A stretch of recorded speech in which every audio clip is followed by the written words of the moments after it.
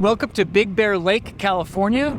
You might remember the Wattage Cottage. That's a cabin that I had and sold a long time ago, but I really missed it up here. So a couple years ago, we got a new one. This is Wattage Cottage 2.0. The idea was to rent it out to skiers and snowboarders in the winter and come visit ourselves in the summer, because summer is prime time for all kinds of bike riding in Big Bear. There's fun for the whole family on and off the water. And aside from being a great place to get away and enjoy nature, it also happens to be the perfect elevation for altitude training.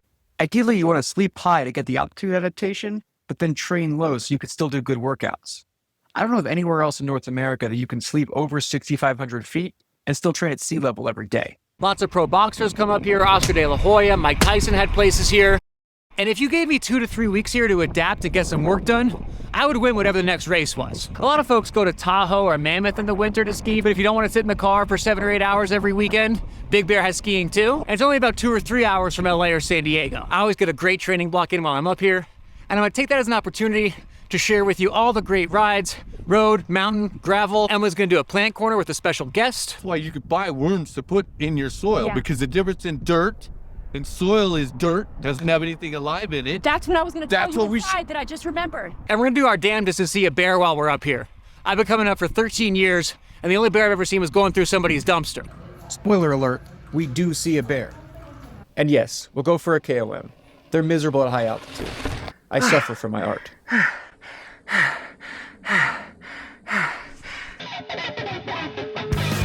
I'm Phil Gaimon. I was a pro cyclist for 10 years, racing all over the world. Now I'm retired, but I'm not done suffering on my bike, climbing mountains as fast as I can, and going on crazy adventures. I couldn't be the best at racing, and I'm definitely the worst at retiring. Welcome to Worst Retirement Ever. I've done tons of videos up here over the years, but it's been a while. This time I have 7 weeks to get it right. We'll do a quick cribs tour first. We're gonna start with the indoor pool on the 5th floor.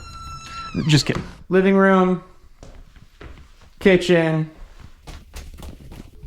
the laundry room, bathroom here, bedroom here. We got a bedroom here, a bedroom here, and a bathroom. Dog doesn't come with it. Nice deck out front.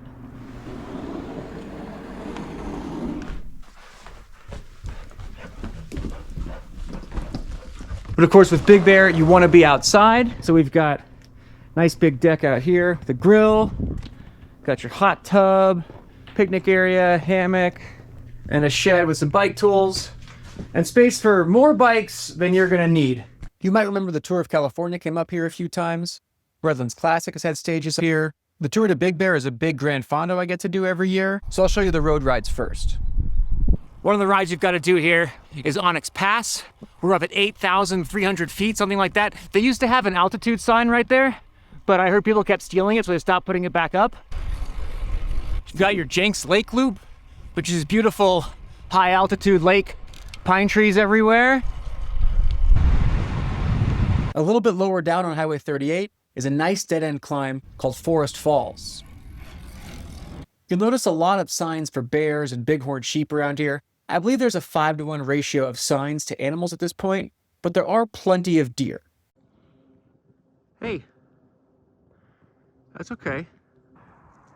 What's up, buddy? Hi. Oh, you got a friend too. Hey, guys.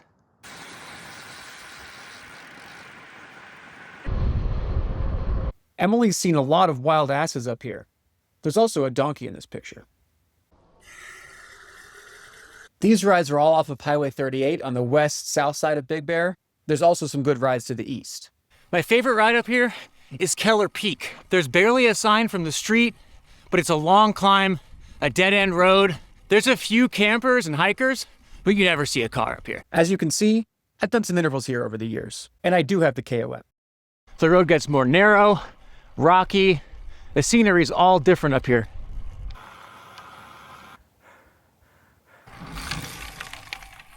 As you get higher up, you can start to see the fire damage from last summer.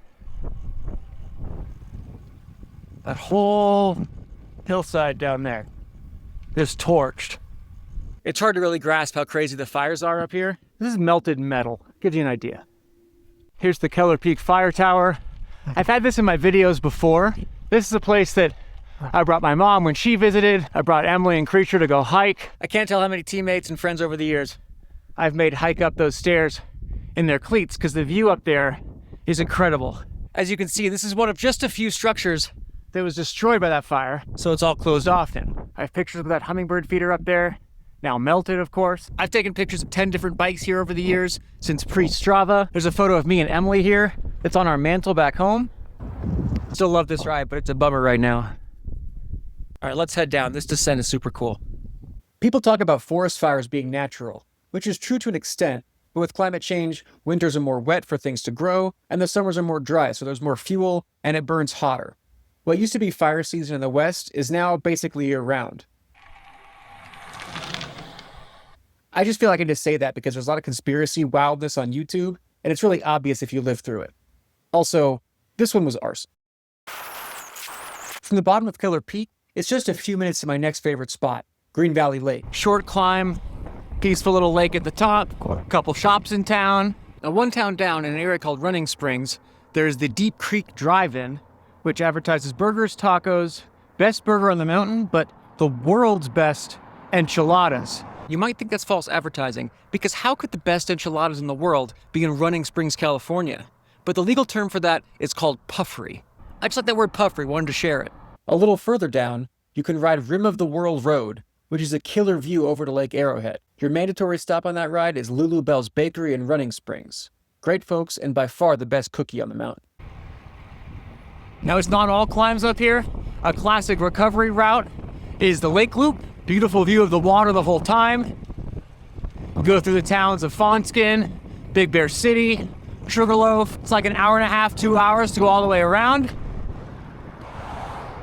I won't tell you exactly where they are, but you'll also pass the famous Big Bear eagles, Jackie and Shadow, on this route. It was international news when the eggs hatched, and there's no reason to ever not have the nest cam on in the background. It's very soothing, albeit a little bit stressful during the winter storms. The chicks are Sunny and Gizmo. Don't ask about the third one. We don't talk about the third.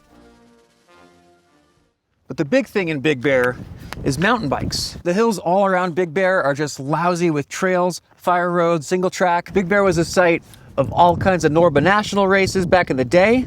Downhill mountain bike nationals just took place here. There's the Grizzly 100 that my friend Derek puts on, and all kinds of fun trails for mountain bikers and people with roadie skill levels. Nope.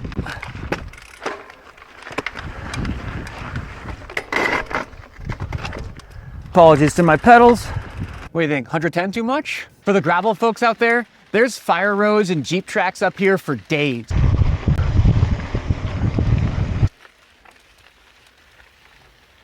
Not only is the nature beautiful, you'll come across all kinds of weird old stuff, like old mining towns. You've got Wilbur's grave. What else? There's that pygmy cabin. And then where are you taking us today, Emily? Eye of God. Eye of God?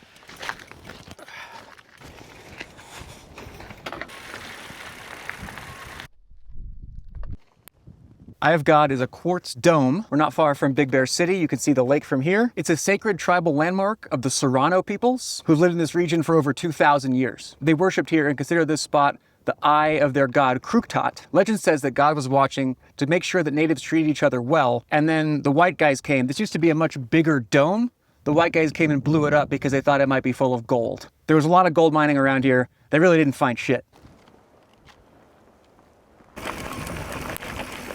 So the two sides of this valley, there's kind of the pine tree side and the desert side. If you go down the desert side where we are now, we're not far from like Palm Springs, Joshua Tree National Park. There's even Joshua trees up here. Whoa, whoa, whoa, what are you doing? I thought I was teeing you up for a plant corner. No, that's later. I need my consultant. Oh, sorry. The town is really doing a lot to encourage cycling up here. There's lots of nice little bike paths like this for the whole family, and more under construction as we speak. There's lots of fun to be had off the bike as well. Go out on the lake in a paddleboard or a kayak, or hang out in town. Hit Big Bear Village for coffee or dinner. Good restaurants, especially if you like greasy breakfast, burgers, and Mexican food. There's also a great Indian place, and plenty of bars for your bro trip. Lots of places have live music, so keep an eye out for our friend Mike. And don't miss Murray's for karaoke 364 nights a year. They take Christmas off. The village is super cute with lots of touristy things, little shops, nice wildflowers. Emily! Not now. Okay, fine. Your bike shop up in Big Bear is Bear Valley Bikes. Derek will give you 10% off if you say my name. And just so you know, the dog is Riley. Riley. Riley's a good girl. Derek is a legend around these parts. How long you been riding and living in Big Bear, Derek? 30 years. If I want to see a bear, where's my best chance? And I've seen more bears at my house than pretty much anywhere. So go to Derek's house to see a bear.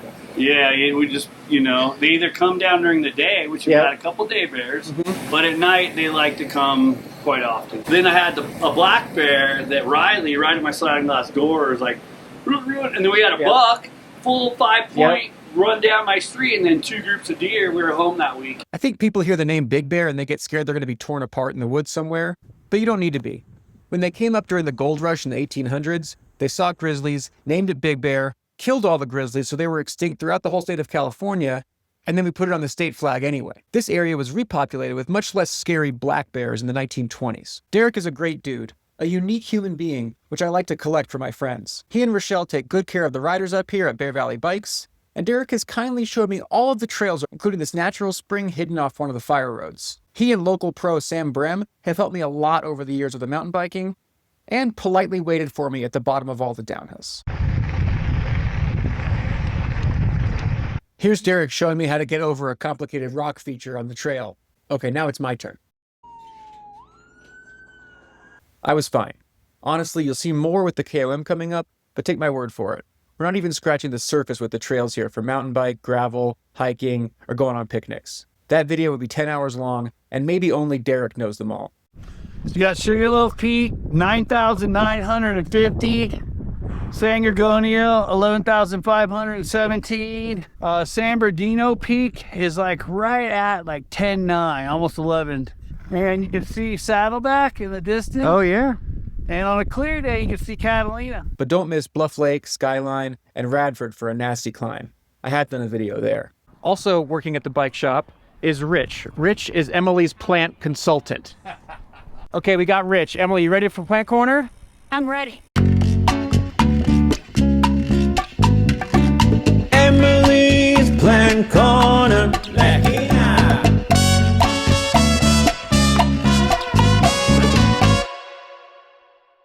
Like Emily, Rich has PhDs in horticulture and botany. No, I'm kidding. He's just an interesting guy who's ridden bikes all over the world, ran guided bike tours in Big Bear, and taught himself about plants for something to talk about with his guests. He's worked at a nursery in town, and he really does know his shit. Chanyaro. And what's the yellow one? This is rabbit brush. Rabbit brush. Rich and Emily picked out the right plant for this video, and Rich took us to the community garden for a good example. Here we have the rose sage, Salvia pachyphilia. This is a shrub with silvery bluish, really aromatic leaves and these bluish purple flower spikes. The blue is actually the flower. Okay. The purple is actually bracts. It's basically, if you followed this down, you'll see how the blue leaf here Yep. has purple edges, and then it goes down, then it goes back to just full green, and then the little flowers sprout out from them, the little blooms. Perfect. And you can actually see when bees land on this, they specifically land on the blue. I see one right there. Careful, they get your ass stung. That's pretty funny, Phil. I worked at the nursery for 12 years, never got stung once. Really? Rich was stung by a bee the day after we filmed this, and I can't help but think it's my fault. And these bloom throughout the summer. They're really heat hardy. Gray is natural sunscreen for plants. As you go higher up, the hotter it gets, the grayer the leaves will be. That's why they're waxy and gray. Rose sage smudge sticks are very popular as well, especially amongst Native American and other cultures. They're used for cleansing and purification, combining the properties of white sage and rose petals. The rose petals add the blessings of love, happiness, and new beginnings, while the white sage is known for cleansing and clearing any bad juju. So you'll see a lot of this out in this area. It's a pollinator favorite, and it's good for dry, rocky slopes, which you see a lot of out here. Good. Thanks, Rich, for being my plant consultant. Absolutely, it's fun.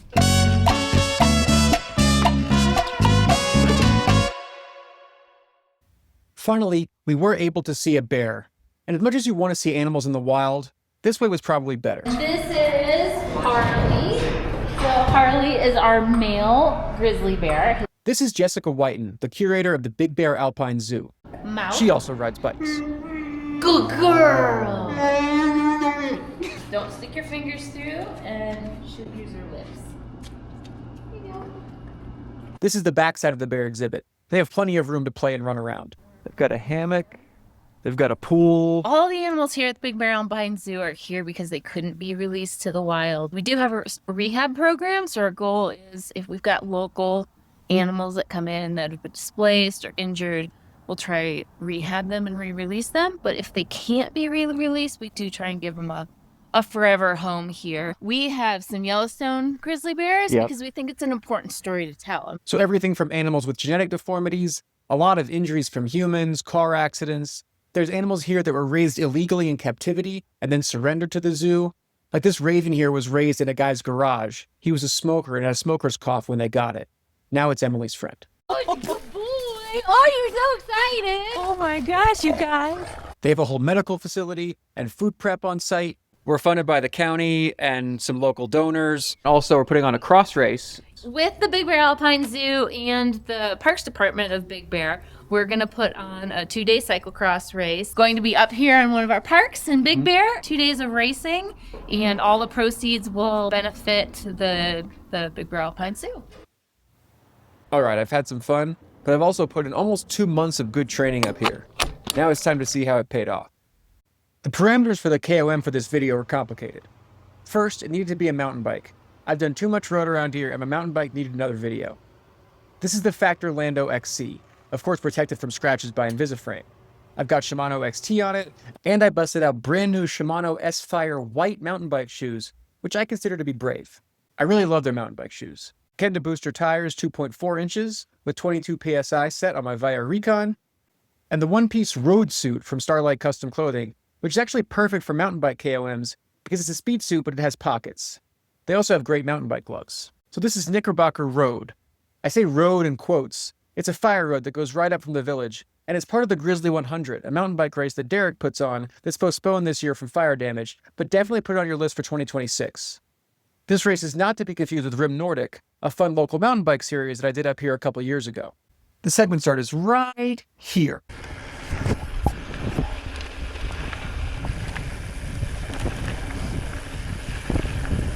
Keep watching. I'm going to give you my power and heart rate, as well as some Big Bear history during this KOM to keep it interesting.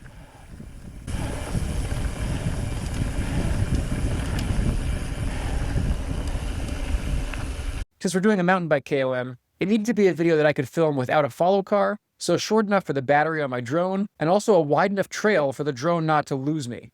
That's also an upside, because the narrow trails are too technical for me to get the KOMs anyway.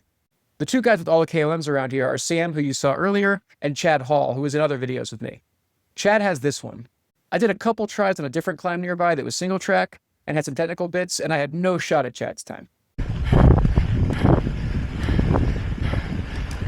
Chad's a great KOM rival. We've gone back and forth on a bunch of the climbs in Big Bear. Usually I can get him, but not by much, and he's mostly a runner. To be fair to me, a very good runner. I always say I'm slightly better at bikes, but he's 100 times the athlete I am.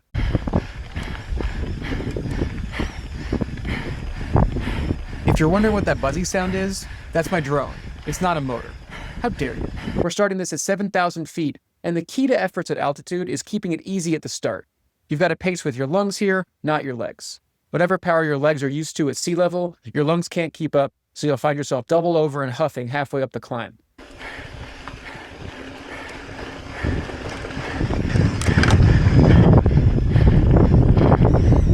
The trail is one of many climbs from Big Bear Valley that takes you up to Skyline, where you can ride for hours with a great view of the lake on one side and more mountains on the other.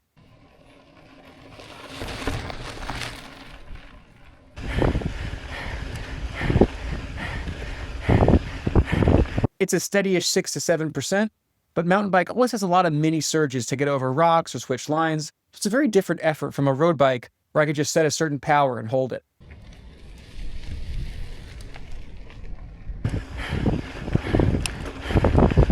Knickerbocker is named for Bill Edwin Knickerbocker, one of the early settlers in Big Bear and the first keeper of the Big Bear Dam. Confession, that's Patrick Ewing of the New York Knickerbocker basketball team. I couldn't find any photos of Bill Knickerbocker.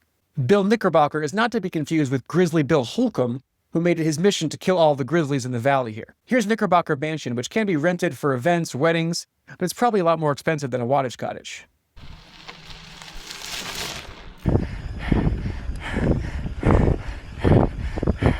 I'll put the whole effort in a separate video if you want to hear more heavy breathing, but I paced it well at 415 watts. I blew up at the end, but I didn't lose too much speed, and I was able to go about a minute faster than Chad.